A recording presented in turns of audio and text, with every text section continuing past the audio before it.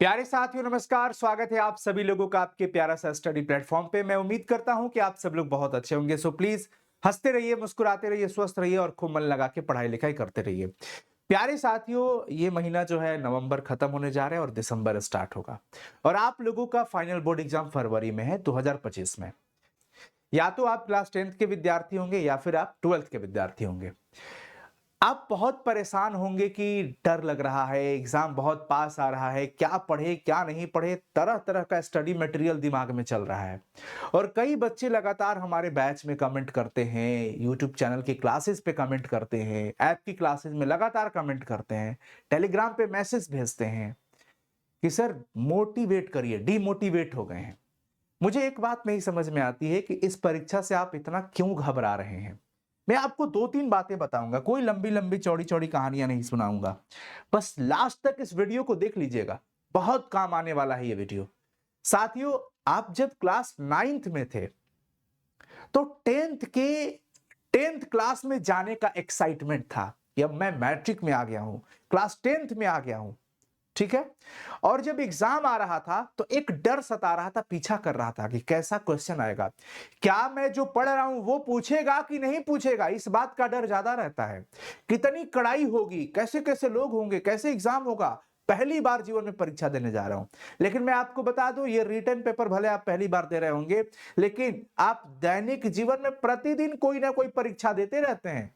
कभी घर में, घर की पारिवारिक स्थिति खराब है, उसका एक अलग टेंशन रहता है। मम्मी की तबीयत कब खराब हो जाएगी, पापा का तबीयत कब खराब हो जाएगा, अपना तबीयत कब खराब होगा, आसपास क्या सुनाई दे देगा, कोई नहीं जानता है।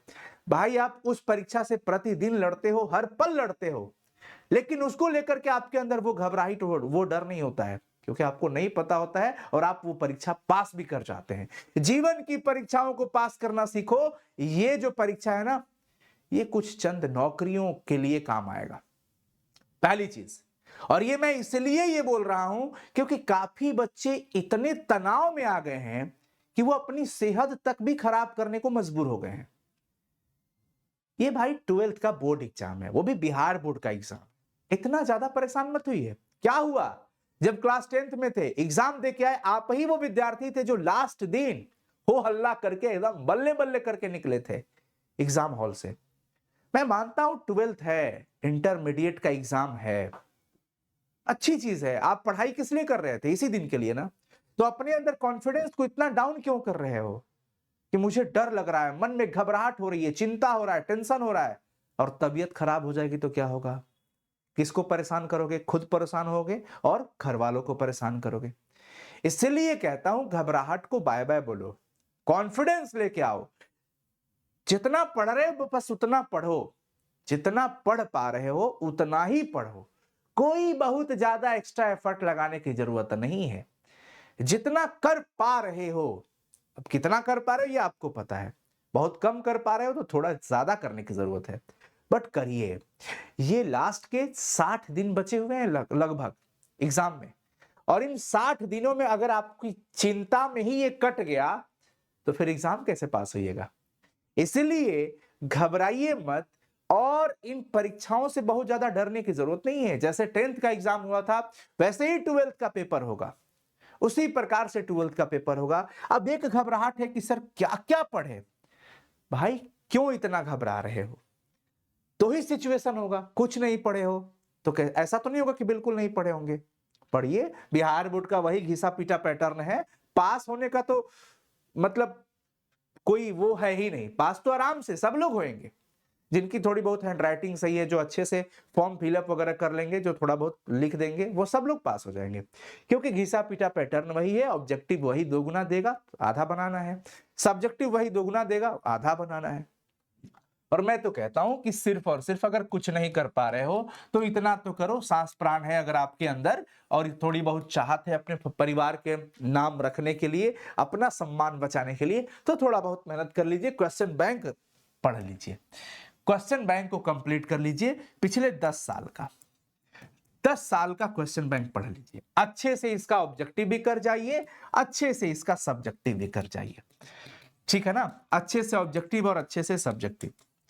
मैं सिर्फ इतना कह रहा हूं कि आप जितना डरने में, जितना चिंता करने में समय अपना गंवा रहे हैं, वो अगर समय आप यहां देंगे तो कुछ सीखेंगे, कुछ प्रैक्टिस आपकी अच्छी होगी। लिखने का आदत डालिए, स्क्रॉलिंग बंद कर दीजिए।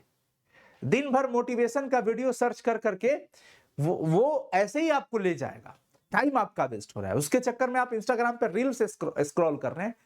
थोड़ा अभी शर्म करने की जरूरत है। थोड़ा अपने आप को, बुरा मत मानना मेरे भाई, आपको मैं छोटे भाई बहन की तरह समझा रहा हूं। ये बहुत ध्यान रखिएगा, एग्जाम का टाइम बहुत पास है। और अब मैं आपको बता रहा हूं कि ये एग्जाम पास करना बहुत जरूरी है। अच्छे मार्क्स से पास करना बहुत जरूरी है। जानते हो क्यों? क्योंकि भैया ये आपका कैरियर है, और इस कैरियर तक पहुंचने के लिए आपको इस एग्जाम को पास करना पड़ेगा। और ये ठहरे आप, तो आपको यहां जाना ही पड़ेगा, इस रास्ते से गुजरना ही पड़ेगा। और ये आपका एग्जाम है, बोर्ड एग्जाम 2025, और ये आपका बहुत अच्छा सुनहरा फ्यूचर। तो इससे होकर के ही पास करना पड़ेगा, आपको जाना पड़ेगा आपको। तो इसलिए ना का तो कोई चांस ही नहीं है। दूसरी चीज कि बहुत अच्छे से पढ़ो, रिवीजन पे फोकस करो। याद कर रहे हैं सर, भूल जा रहे हैं, 2-3 बार पढ़ो मेरे भाई, 2-3 बार पढ़ो, लिखो। रिवीजन जितना ज्यादा कर सको करो। क्वेश्चन बैंक की प्रैक्टिस लगातार करो, प्रीवियस ईयर क्वेश्चन जिसको कह रहे हो, लगातार करो। जो भी क्वेश्चन बैंक खरीदना चाहते हो खरीद लो बाजार से। आंसर वगैरह के लिए क्वेश्चन बैंक नहीं खरीद पा रहे हो, हमारे एप्लीकेशन पे जाकर के देख लो, सारा क्वेश्चन बैंक अपलोड कर दिया गया है, वहां से हेल्प ले लो ना, इतना टेंशन क्यों ले रहे हो। और उसके बाद राइटिंग पे फोकस करो, लिखना अभी से स्टार्ट कर दो।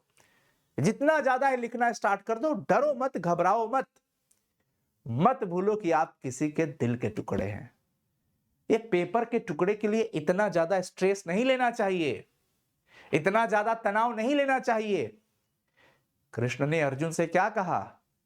भगवान ने तो यही कहा कि भाई आप काम करो, कर्म करो, कर्म पे ध्यान दो, फल की चिंता आपको नहीं करनी है। फल आपको कर्म के अनुसार मिल जाएगा। तो निश्चित रूप से अगर आप मेहनत कर रहे हैं और सही दिशा में मेहनत कर रहे हैं, पढ़ाई कर रहे हैं, तो परिणाम अच्छा होगा। इतना तो कॉन्फिडेंस अपने ऊपर रखो। अगर अपने ऊपर शक होगा तो चिंता बढ़ेगी, चिंता बढ़ेगा तो चतुराई कम होगा, शरीर कम होता चला जाएगा, तबीयत खराब हो जाएगी। तो अभी आपको ज्यादा स्ट्रेस लेने की जरूरत नहीं है। मैं समझता हूं एग्जाम आता है तो घबराहट होती है, उस घबराहट को रोकिए, कम करने की कोशिश करिए। जो भी पढ़ रहे हैं एकदम रिवीजन करिए, प्रीवियस ईयर क्वेश्चंस को बार बार पढ़ लीजिए। अगर आपके पास अपना सिलेबस का नोट्स है तो नोट्स को पढ़िए, बाकी कुछ भी ज्यादा ध्यान मत दीजिए। इस दिमाग को जितना ज्यादा विचलित करोगे उतना ज्यादा विचलित होता चला जाएगा। पता चलेगा कोई अच्छे से क्लियर नहीं हो पाया, थोड़ा थोड़ा सब हो गया, तो वो किसी काम का नहीं रहता है। क्वेश्चन बैंक करो, अच्छे से करो। सिलेबस जो है आपका रिवीजन, उसको अच्छे से करो।